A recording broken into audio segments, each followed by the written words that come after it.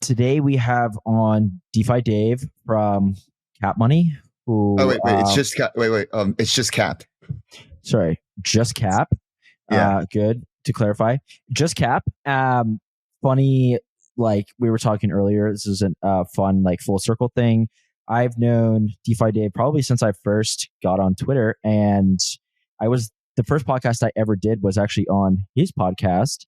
How long ago was that? Like 3 years ago? 2 years ago? That was 2.5 years ago. Yep. Yeah. I saw you posting. I just thought you were hilarious. I was like, it was very unique takes and like such a humorous way. And, you know, I'm such a sucker for original content, and I kind of pride myself on like finding people early. So when I saw you, I just like went into your DMs and asked like, hey, you should come on the pod. Like, come on. You were like, I think you were like a little bit nervous at first, but I was like, oh, it'll be fine. And yeah. And look at us, full circle today. I know, right? And honestly, I haven't really been on very many pods. Like, I didn't go on podcasts very often. So that is a fun tidbit. All right. Now, Dave, please introduce yourself. A little bit of background just for context, and then we'll go ahead and jump into Cap, not Cap Money. Yeah. Hey, everybody. I'm DeFi Dave. I'm the head of growth of Cap Money. Of Cap. that's so bad. Nice. I'm the head of growth. It's catchy though. It is catchy. Yeah, I know. That's why I thought it was that. Yeah, I'm the head of growth of Cap. I've been in crypto for about 8 years now. Been doing DeFi stuff for the past 5 years. I've contributed to various projects in different capacities, whether it be, I'm probably most well known for Frax, Dinero Redacted, Gelato. I've done everything from marketing to BD stuff. I write pretty frequently. So I used to write for the Defiant. And so I used to go around to conferences and give my little feedback, my little takes on the conference weeks, and, you know, recently written about DeFi, lore building, all that fun stuff. But yeah, I've just been around. I'm super interested in this stuff. Really strokes my natural curiosity. And I think that's why I've lasted here for so long. Yeah. Okay. So what is Cap? Yes. So Cap is a stablecoin. It's a stablecoin protocol that uses restaking as a tool to allocate capital and protect users from downside risk. Now, what exactly do I mean by that? So Cap has created this three-pronged marketplace where you have users, they mint their stablecoin CUSD with USDC, soon other payment stablecoins like Tether, Benji, Biddle, PYUSD, all that. You have operators, and these operators are market makers, trading shops. We outsource you to them. They have edge. They know what they're doing. They do this professionally. We don't do it as a team. And then you have restakers. So think Symbiotic, EigenLayer, that tech stack, and Renzo, EtherFi, Kelp. They have, this capital, ETH, BTC, whatnot, they're restaking. They underwrite the entire system. And so to give you a sense, those are the actors in the system. I want to set that up. And to give you a sense of the flow. So the operators, which like market makers and whatnot, and the restakers, they come to an agreement off-chain. They come to an illegal agreement. The operator will say like, hey, this is who we are. This is our strategy. It's the restaker. They do the due diligence. And if everything's cool and chill, they're like, okay, great. And they basically delegate their restate capital to them, and that acts as a vouch. And that delegation acts as collateral for the operator to access the Cap protocol, the USDC underlying the Cap protocol. And so they get the delegation, they go access the USDC in this over collateralized loan akin to Aave with the delegation. They go out, they do their strategy. It could be on chain, could be off chain. It could be whatever. They basically pay back the loan. They pay premium fees to the restaker. And the kicker here is like all the money that the operator makes, they just made at no cost of capital, because in the eyes of the operator, they just received an under collateralized loan. But in the eyes of the protocol, because they got vouched for by the restaker, it's fully collateralized. And so operators really love our protocol because they're able to grow their book without any cost of capital. They just have to pay, like, instead of having putting up collateral, they pay premium fees to the restaker. Restakers love us because it turns out the PMF for restaking is yield. I mean, for so long, we've had these farming games, looping games and whatnot, but there really hasn't been a true use case for restaking. And it turns out it's actually like just getting yield. And I kind of view it as, before with like a lot of the lending protocols and DeFi protocols, you had like guarantees at an application level, like whether it's like at Aave or Morpho, and things get like liquid. It's like application logic with smart contracts. But with restaking, it's at a consensus level. You have consensus level guarantees, which I think is just really fascinating. And that's what and this is CAP is really the first like true tried and true use case of this. So restakers love us for that reason. And users love us for two reasons. One, I like to call CAP the infinite canvas of yield. So instead of just, users have different preferences. Sometimes maybe they want one strategy, but what happens if they want to get out of that strategy? They don't want to be locked into, one yield strategy. Or, maybe a lot other stablecoins are by committee or a DAO, but what if they don't want people deciding what to do because people are infallible? CAP is really a marketplace for yield. And operators come in and out of our system with different yield strategies. Maybe some are better in a bull market. Maybe some are better in a bear market. Maybe some have a strategy that's open for a month. Maybe they have some ARB that's open for a few days. You can't really make a stablecoin out of a strategy that's open for a month, but they can plug into the CAP system in order to get the capital to access that strategy. A comparison I like to say to simplify things is Uber has no cars, but it's the biggest taxi company in the world. Airbnb has no houses, but it's the biggest hotel company in the world. CAP has no yield, but is the biggest yield aggregator in the world. So it's all markets all the way down. The most efficient way to allocate capital is through markets, and CAP just does that. The second reason is CAP fully protects users from downside risk. Now, what do I mean by that? So let's say like an operator fucks up and like runs off or whatever. Remember, it's the restaker that vouched for them, and it's the restaker, they get slashed. And whatever gets slashed is sold back into the collateral to back the CAP protocol again. And this is all done on chain. And so is there, sorry, just to clarify real quick, is there always sufficient restaked capital such that it can cover any operator defection? Okay. So like, I want to dig a bit more into restaking because I used to troll about this a good bit. And you say, okay, we finally found and this is also like some context for why I thought it'd be interesting to have this conversation, because you reached out to me at one point and you were like, I think we found product market fit for restaking. I was like, oh, really now? So like, just for context, like simplify this first and then I'll dig in more. Like explain restaking from, the initial inception. Also, you say they're using like EigenLayer and Symbiotic. So that is also one of the kind of like middleware layers here. Explain like the flow, right? So you have a staker, they go to restake. Explain like how this works. Also, well, in addition to that, explain like what type of yield the restaker is looking for in order to vouch for what, is like essentially an uncollateralized loan. Yes. So restaking is basically taking capital that's already doing something and purposing it towards something else. So right now you have ETH. Let's just go with like regular LSTs, or regular just staking. ETH is being staked. It's being used to secure the Ethereum network. But that not all that ETH that's being staked is actually securing the ETH network. There's like a buffer of ETH. So there you have I think it's like half the ETH that's not doing anything.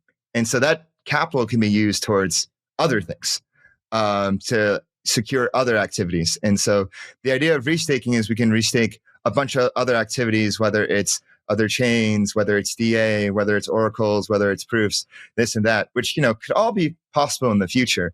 But CAP is an instance where you basically take that ETH and you basically use it to guarantee and underwrite yield generation in these yield strategies of the operators. So basically, it's taking the same security guarantees that's used to secure the Ethereum network and using that to secure yield generation to protect users. So it's really like a bulletproof underwriting protocol. Okay, so the restakers then put this up as a bond effectively, and they're like, let's say that vanilla ETH staking is yielding, I don't know, 2 to 3%. They go to restake. What are they looking for on top of that? And these are like oftentimes like aggregators, pools, whatever, like large validator sets, right? What do they want on top of say 2 to 3% to sort of put their bond up in the context? So go ahead. It varies by operator because different operators have different experience, different range of risk in their strategies. So it could vary anywhere between 2 and 4% right now. You can actually go to cap.app and like check all the delegations and operators and see what premium fees they're paying to the restaker. But it all varies. So it's a good 2 to 4% on top of 2 to 3%. So that's anywhere between 6 to 7% all in real yield, which is quite attractive. And sometimes I hear people say like, oh, like why would people want to, put up their restake to do this kind of activity? Isn't that risky? I'm like, well, there's really not much else you can do with this lock. It's already locked. There's only so much you can do with it. I mean, like, yeah, you could farm with it, but for how long? And that's not sustainable. And yeah, you could loop it, but that comes with its own risk in itself. You're much better off doing your own due diligence, partnering with operators that know what they're doing, that know their shit, and earn yield on a consistent, sustainable basis.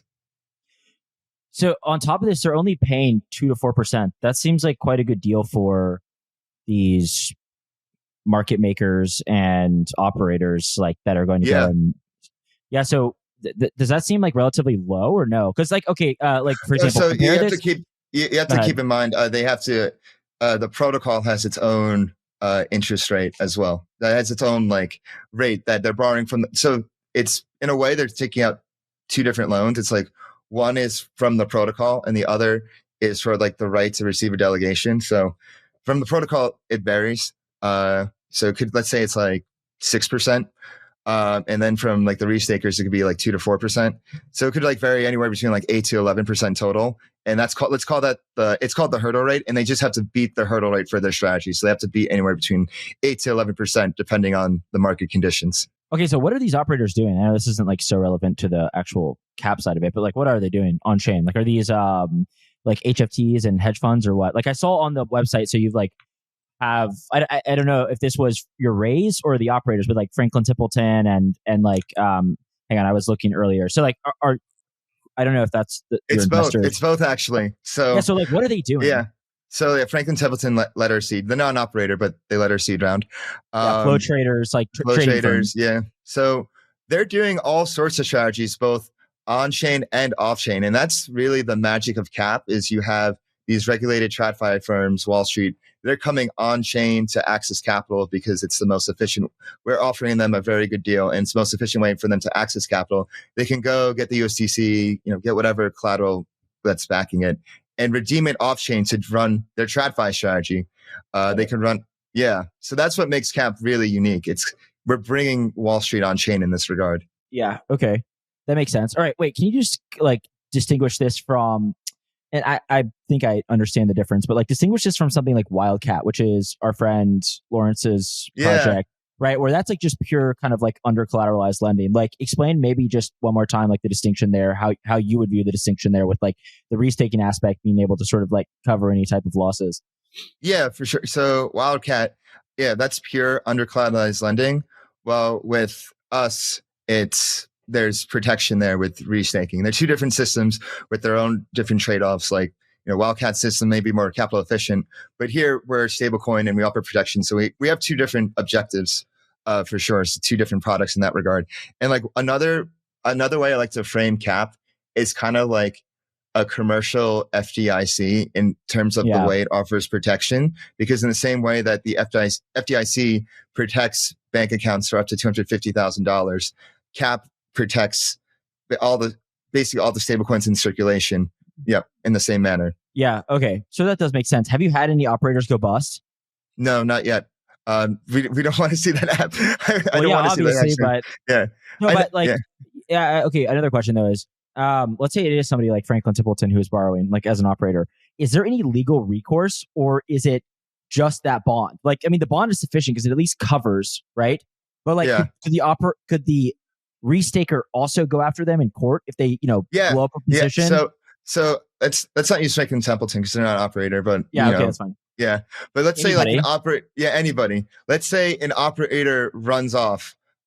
Remember the first thing I said was they have to usually they come to an agreement off chain, the operator and the restaker. They sign a legal agreement, and let's say a restaker does get slashed. Well, the restaker can take legal recourse against the operator.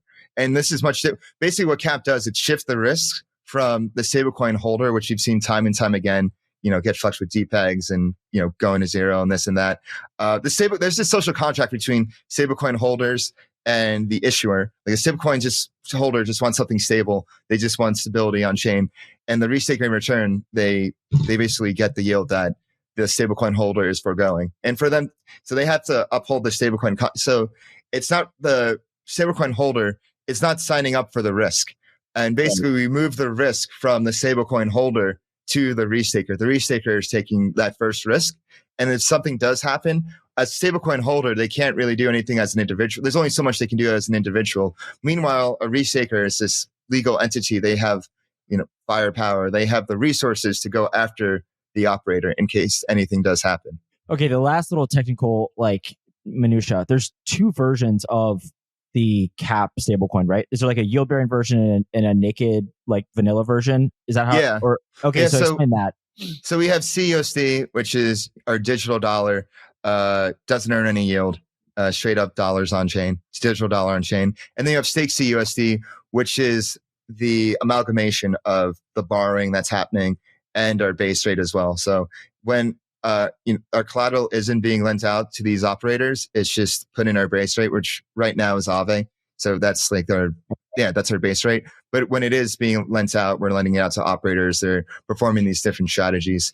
How much do you have lent out right now to operators? Do you know, rough number?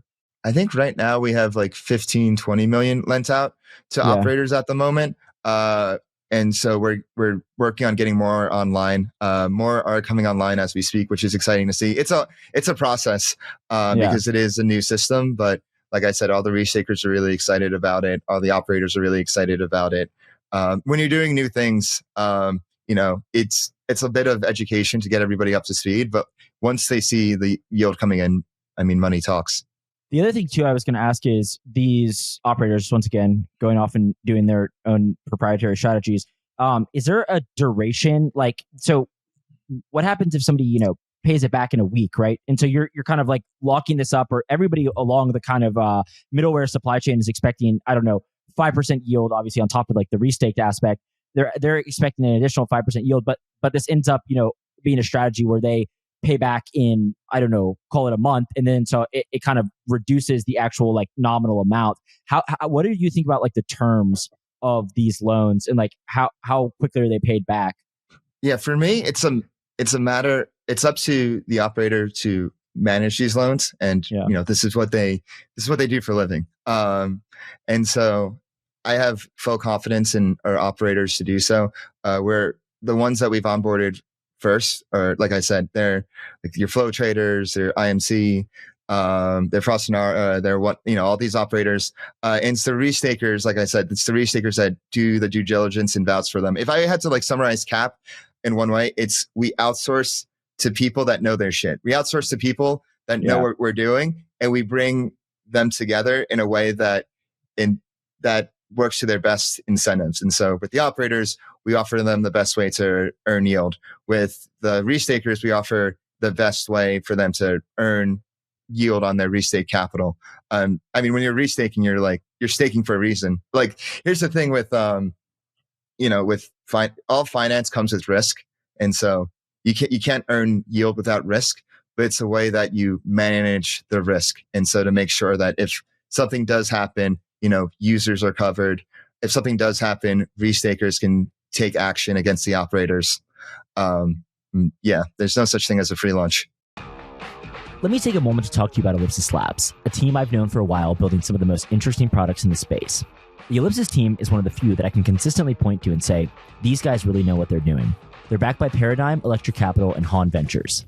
The founders, Eugene and Jerry, have experience at Citadel, Jane Street, and the Solana Core team. Since launching their order book DEX, Phoenix, they've done over $80 billion in trading volume by making on-chain order books competitive with centralized exchanges. They are also the team behind Gavel and SolFi. I would consider them the foremost experts in crypto market microstructure.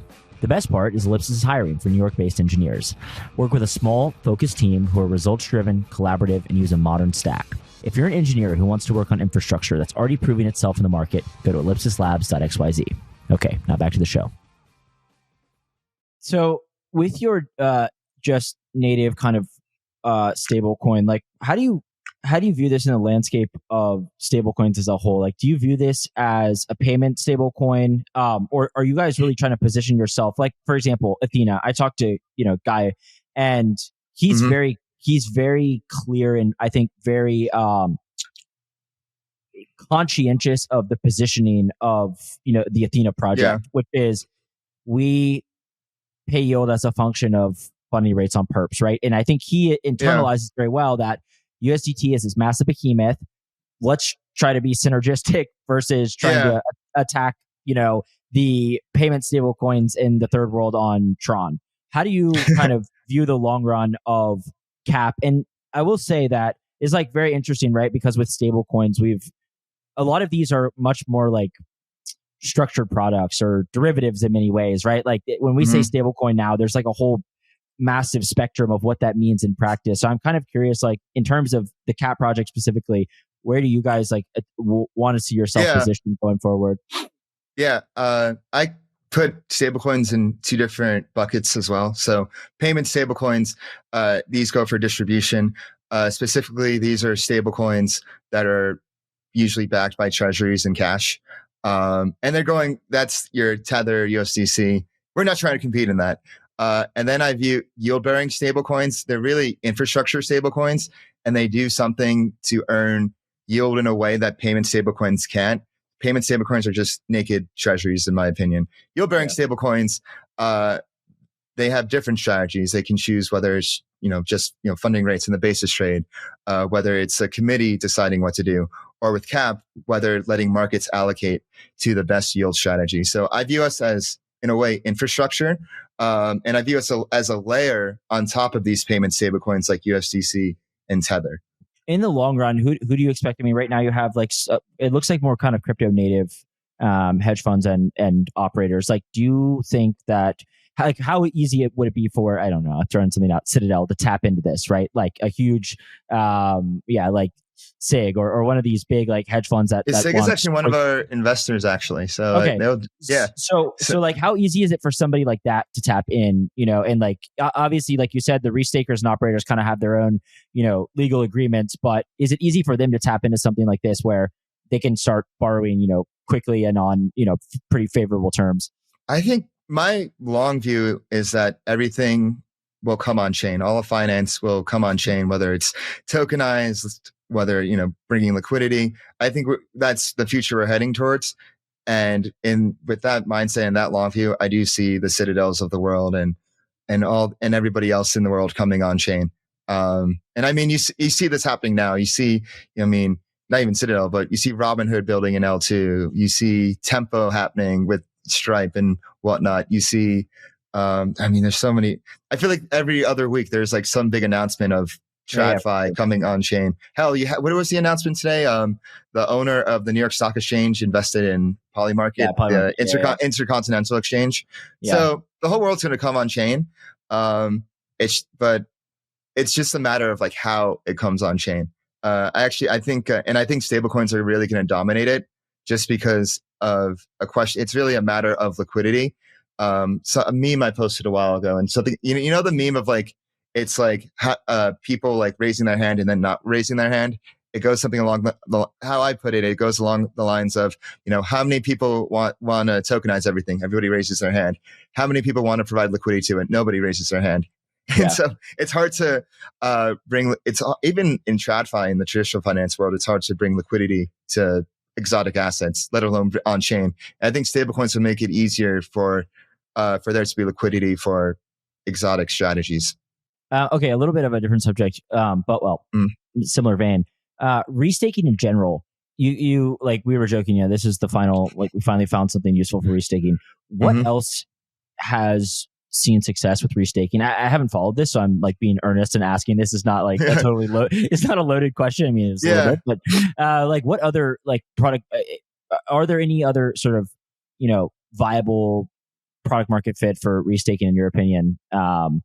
And what have you seen? That's a good question. I really just consider myself the restaking expert when it comes to yield, not reeling towards other things. I mean, I think it's interesting, the idea of bringing something as security guarantees of Ethereum and bring it to other applications, whether it's proofs, whether it's, it would be cool. Like, some actually, I'm trying to think.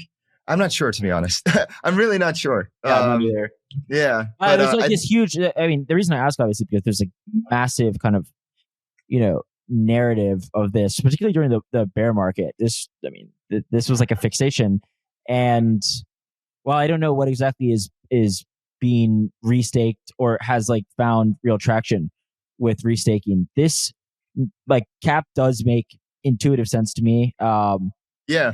Outside of this, like there was a lot of this kind of idea of like intersubjective, right? So maybe like one of the notions with restaking was that things that outcomes that I say outcomes, I'm thinking like prediction markets right now, but things that are not binary, right? That may need some type of like judgment, like oracles or something. You could use restaked collateral to and have like a group of people that you could probably use it for prediction markets. Yeah. Like, that is exact. Yeah, that's kind of like the notion, right? I don't know exactly how it works in practice, but like this whole kind of like ABS thing was pushed.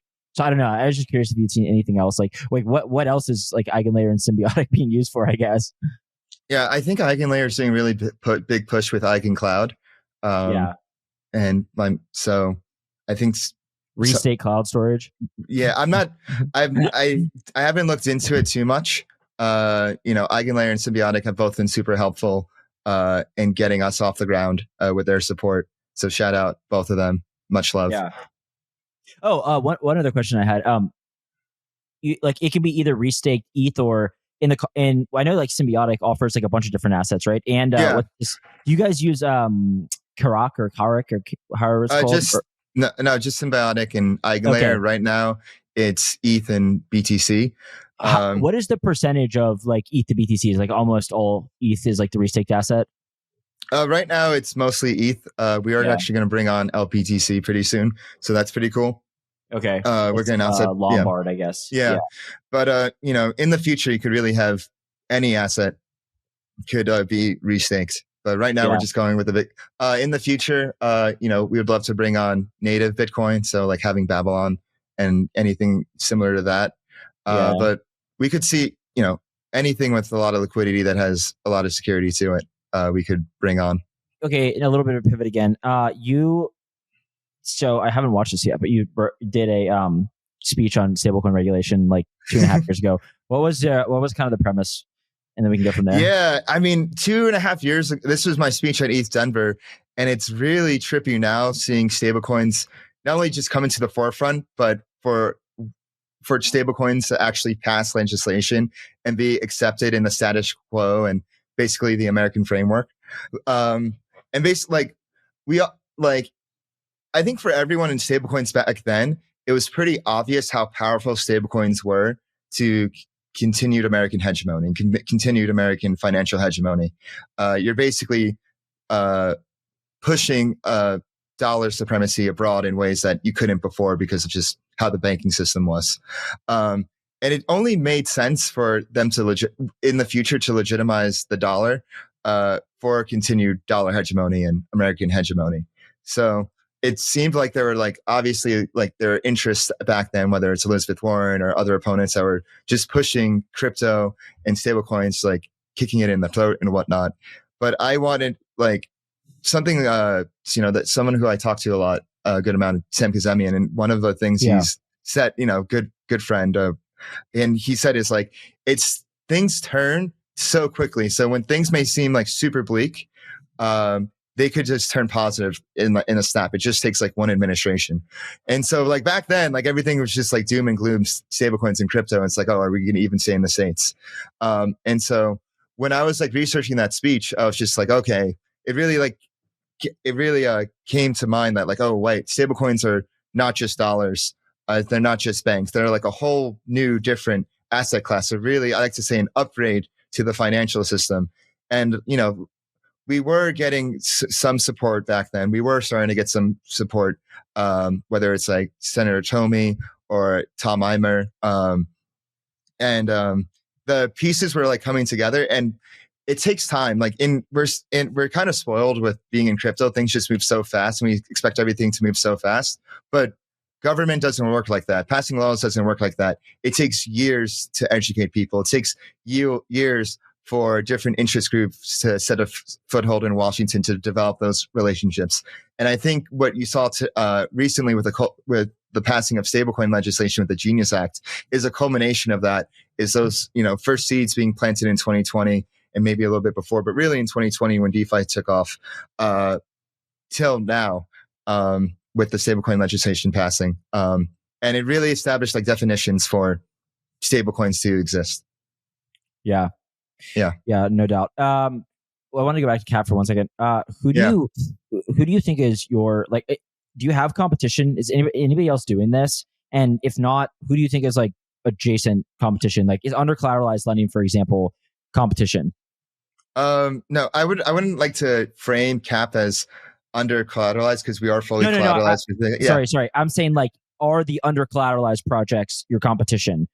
No, I wouldn't say they are. I think, in my opinion, Cap is pretty cooperative in PvE with a lot of projects and stablecoins because they could just access the Cap system, becoming operators.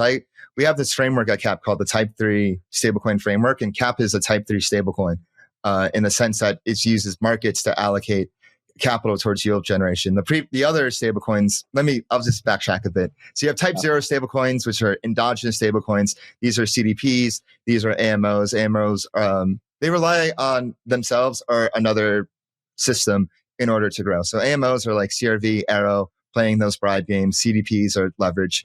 Those don't really scale. Type 1, they're, one strategy. So it's like a T-bill stablecoin or whatnot. And then Type 2, like I said, are by committee. And so in theory, you could have like a Type 1 strategy stablecoin that teams up with a restaker to access the Cap protocol, to basically add to their firepower. So I see us very cooperative with stablecoins, and I want to work with other stablecoins. I see a future where there being thousands of stablecoins. In a way, when I see discussions about Cap online, I think one way to frame Cap is kind of like this on-chain prime broker with protections. Okay, you have this like big piece and kind of narrative you've been talking about, which is lore building. Talk to us about lore building. This is more on the kind of like social side. But go ahead. Yeah, for sure. So lore building really was kind of dawned on me after ETH Denver this year because the vibes were just so low and it seemed like everyone was just so exhausted in Ethereum land. And in crypto in general, it seems like people were just burnt out. At the time, this is speaking at the time about just how the cycle has went. Solana each chain is like a different culture, and Solana culture is much different than Ethereum culture, and Ethereum culture much different than Bitcoin culture.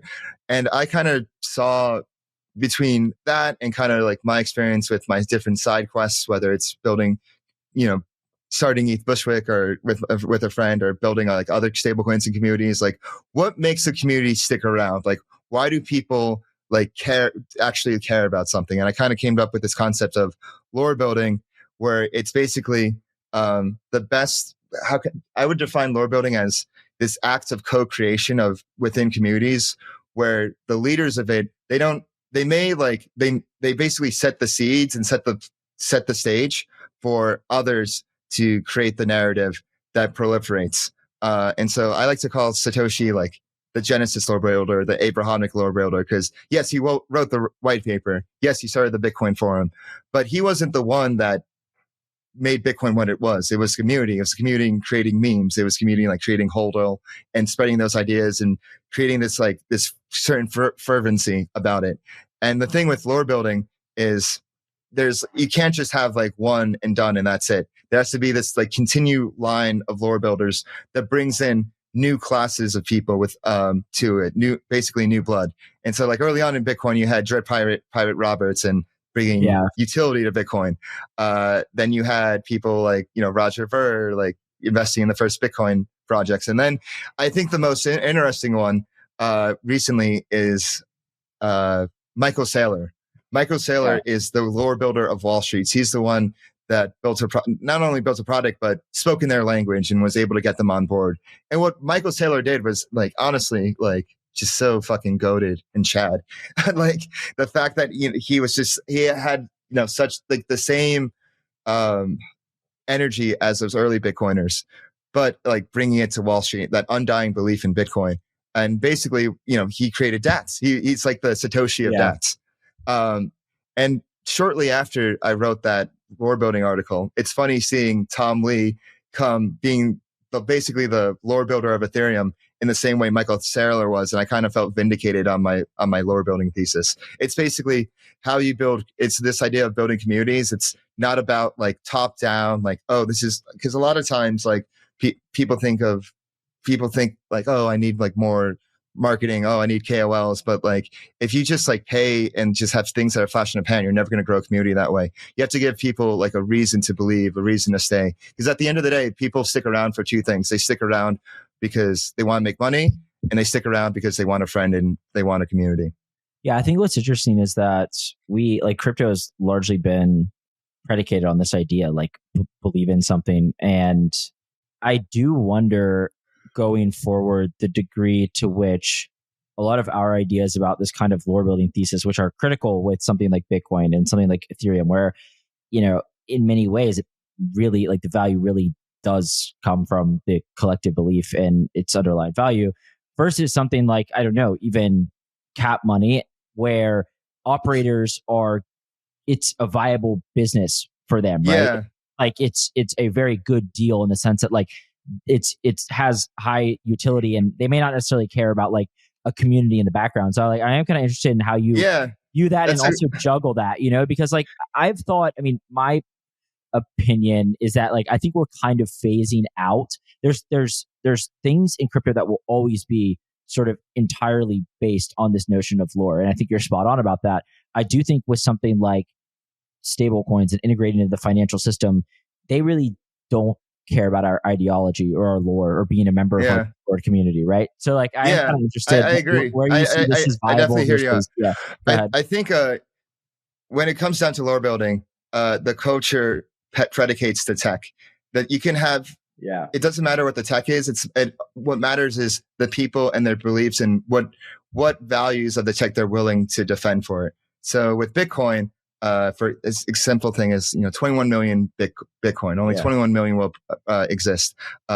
Having everyone being able to run a node, max decentralization, like these are the tenets of Bitcoin. That without it, if these things no longer exist, is it really Bitcoin? And while Bitcoin is about kind of scarcity, I kind of view Ethereum, which I kind of identify more with, as this infinite machine, building an open world, using your imagination and permissionlessness, trustlessness, trying to be as close to Bitcoin as possible on the decentralization aspect, but also giving it a lot more leeway and a lot more flexibility and adaptability to build applications. And then you get the applications on top of it. So you basically you have this line of you go from rules to more opinions. So like Bitcoin has like the most structured rules. And then you have Ethereum where you start to get like a little bit more opinion and expressiveness. There's still rules. And with like every layer on top of it with application, there's more and more opinionness. And I think with cap in particular, we still do have those rules. We still do abide by.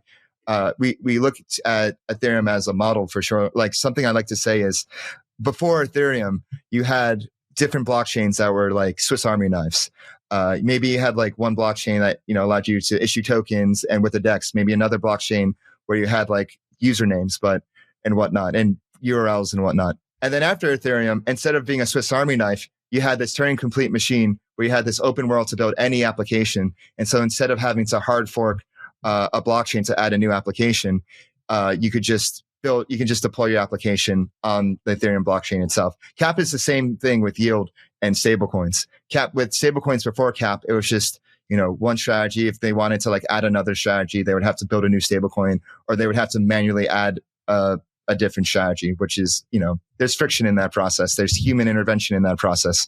With Cap, you have this, that's why I like to call it the infinite canvas of yield, because in the same way Ethereum's an open world with application, Cap is an open canvas of yield. It's the same open canvas, but with yield. But going back to your point, with Cap, because there's different stakeholders in the system compared to Bitcoin and Ethereum, like with Bitcoin, you have miners and with Ethereum, you have nodes and, that whole process, all different stakeholders. The stakeholders in CAP they have much different interests. They still have to abide by the rules of our protocol, but it is maybe the culture, I would say, is more practical. Like the end game is like, okay, like we're doing this. We're not doing this out of the kindness of our hearts. We're doing this because we want to grow our books and like earn yield.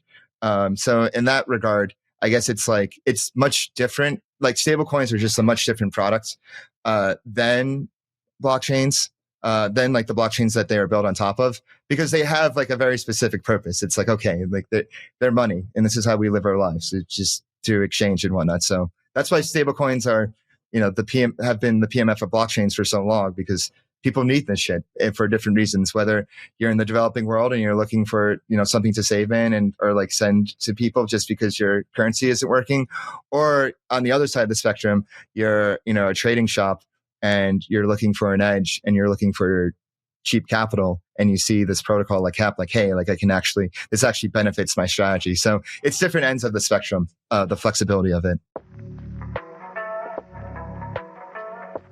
Hey, Will here with Blockspace Media. Did you know that we have individual feeds for all our shows? If you're watching the Mining Pod, Bitcoin Season 2, or the Gwarts Show, be sure to check out the individual feeds.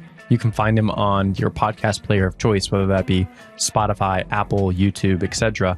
Just type in Blockspace Media and you'll find all our shows pop up, or just type in the individual show name like the Mining Pod or Bitcoin Season 2. Be sure to hit that subscribe and give us a 5-star rating so we can continue to bring you the best content in Bitcoin. All right, last thing I want to touch on is you're head of BD, basically. Yeah. Right? Okay. Yeah, I'm BD. Like, yeah. What do you do all day? Out of curiosity, like no. I say this I don't. I'm sure I've talked to. I'm trying to think if I've talked to anybody on this podcast before that's like specifically head of BD. I mean, I obviously have a general notion of what you do, but talk to me about that and just crypto BD in general. Yeah, so I'm head of growth, and I think crypto, where essentially all of us are startups. And with startups, you have to wear many hats. You have to be very adaptable, and you have to be able to adjust to whatever needs of your startup or your protocol at the time. And so my job all day is, I kind of like to think of myself both as the personality hire of CAP, the educator of CAP, and I would say my job revolves a lot around communication, whether it's communication to the masses. Luckily, I've been very fortunate to have built my distribution through Twitter, whether it's through podcasts and whatnot.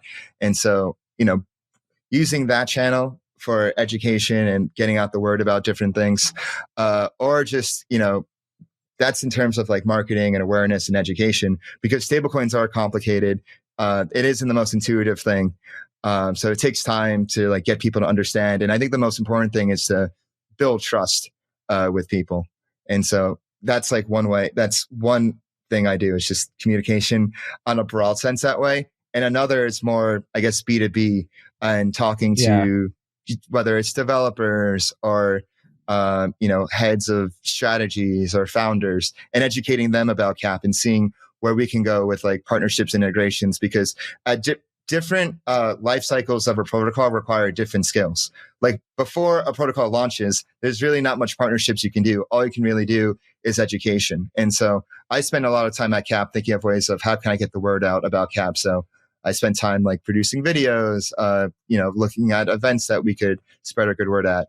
So it's so at the beginning, before a protocol, it's much more awareness based, but after a protocol launches, it's much more about integrations and talking to different DeFi protocols and seeing where we can integrate there. And as CAP matures, it's going to require different needs as well. So yeah. Say somebody has a large amount of stable coins and you want to onboard them. I mean, maybe you onboard whales specifically, or just find people, trying to deploy liquidity. What is the selling point that you give them on CAP, and where is the competitive edge? So obviously it's over collateralized. That's a good selling point. With that said, the irony is that a lot of people in crypto have extremely high risk tolerance. So you may go to a TradFi fund and explain 10% and it's over collateralized, right? And it would be salivating. But with a lot of crypto, I mean, I know this a little bit from having spoken to liquid funds and those trying to deploy stables. a lot of these guys want 40% on the grounds that like they can go and they can take funny rates on perps on like these sexes and in Asia. So I don't know, like how do you view that and like sort of explaining a competitive advantage? This is where the importance of our partners come in, especially after a protocol launch. And this is where the beauty of the money Legos of DeFi come in. So, I would like to give a huge shout out to protocols such as Pendle, Morpho, Euler, because it's using those protocols to basically show the opportunities to prospective whales into cap, saying like, hey, you can basically, here's a PT where you get a fixed rate. Explain a PT right quick, because this is Pendle. I didn't really get Pendle until cap because I just never really bothered to use it before. It's kind of confusing too. It's not intuitive at all. No, it's a pretty like financially engineered product. But sorry, go ahead. I kind of view Pendle as like the final boss of pool 2 in a way, if you think about it, in a sense. But instead of like having the only option being a degen, you can be conservative as well. So Pendle is a yield tokenization protocol that splits your PT, which stands for principal token, which I like to call predictable token. And then you have your YT, which is your yield token. And I like to frame it as you have yin and yang. Your yin is your PT. It's your predictable token, and that represents time. And so Pendle, it takes an asset like stake CUSD and splits it into two. So it takes like the actual like coin, like the actual asset itself, time, and at mature, and Pendle has a maturity, so it could be 4 months, 6 months, depends, whatever. At maturity, that PT token is worth 1. So it starts off at 0 and it ends at 1. The YT token is yen. YT token is just the yield aspect of it. It's just whatever's like, it's just the yield part. And that is worth, it starts as 1 and ends at 0. And in between, it's floating because yield is floating. Sometimes it's high, sometimes it depends on the stablecoin, whatever. And so because you strip away the yield part from the PT, it's just a fixed rate. There's no funny business going on. So at maturity, it's just 1. And so you can go to a whale or a fund or something and say like, hey, here's a fixed yield product, a fixed yield, asset right here. You can go and then you have like Morpho and you have Euler, and you can loop it on these different lending protocols. And something that's, originally 5%, originally like 15%, becomes like 44% APR. And so that's kind of like how the game works. That's how all these like liquid funds work, is they like look for these opportunities to be like, hey, like and like each one has its own risks. Of course, there's no such thing as a free lunch. And so you have to, make sure the more you loop, the more vulnerable you are to liquidation and your position blowing up and whatnot. But for those like comfortable with the risk and knowing how to manage it, it is an attractive option. Yeah. What are caps? Caps. Yes. So that's our points. I was just looking at, I was looking at Euler while you were talking. So that's our frontier program. The Cap Frontier program is our points program.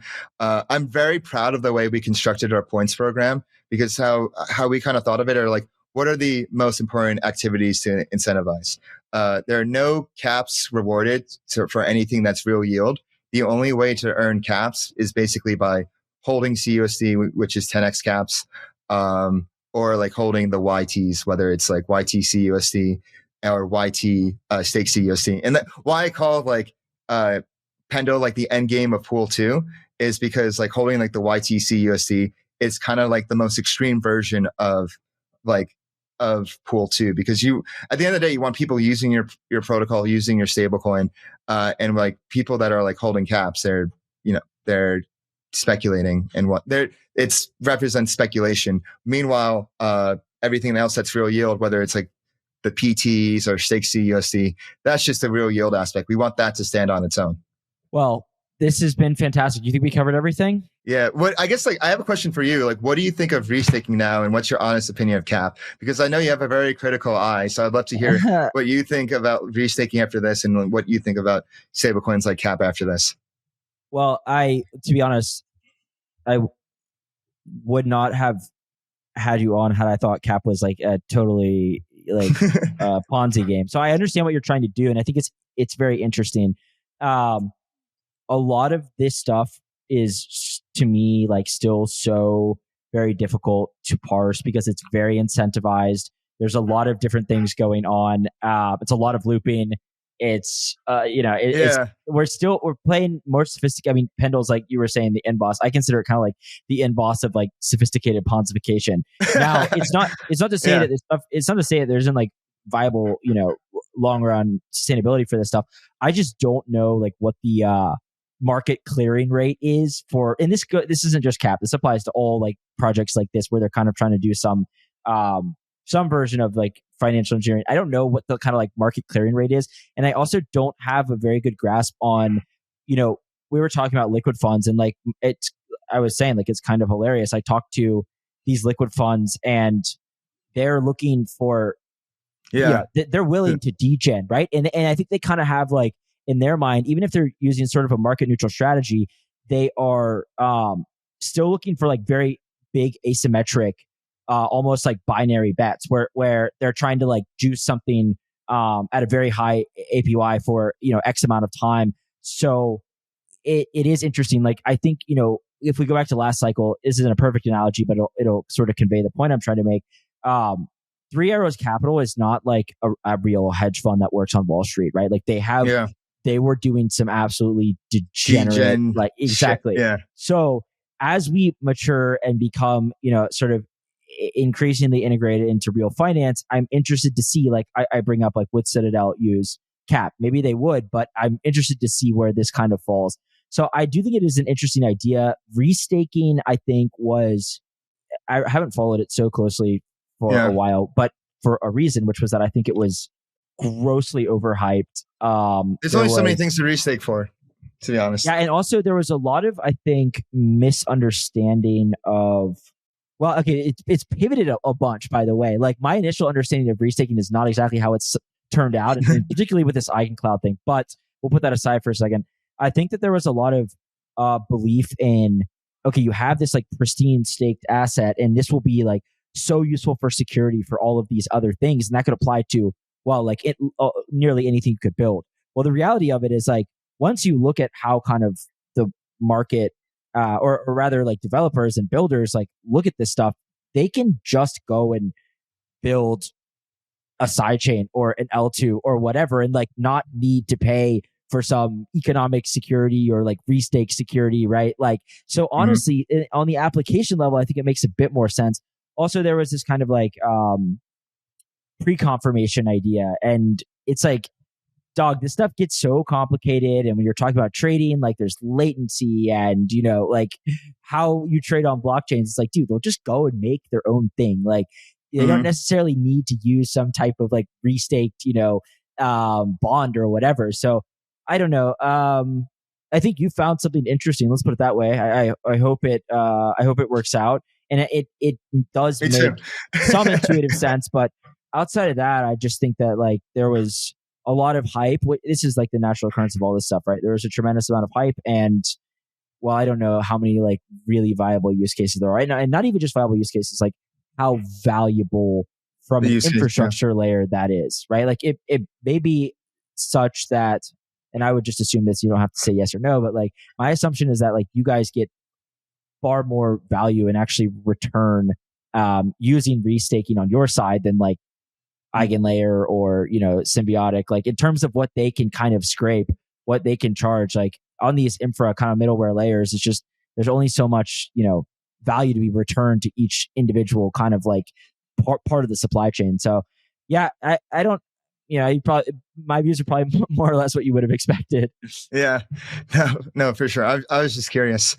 But man, this has been fun. It's a real first circle moment to think about when we first talked. I was in the south of Brazil at my girlfriend's house at the time because the Wi-Fi didn't work in my co-working space, trying to get the Wi-Fi to work in her apartment. And now here we are. I'm out doing a podcast, real full circle stuff. Yeah, well, it's been fantastic. Thank you for coming on. Good luck. Maybe we can have you on again in the future. Yes, for sure. Looking forward to it, and talk to you soon.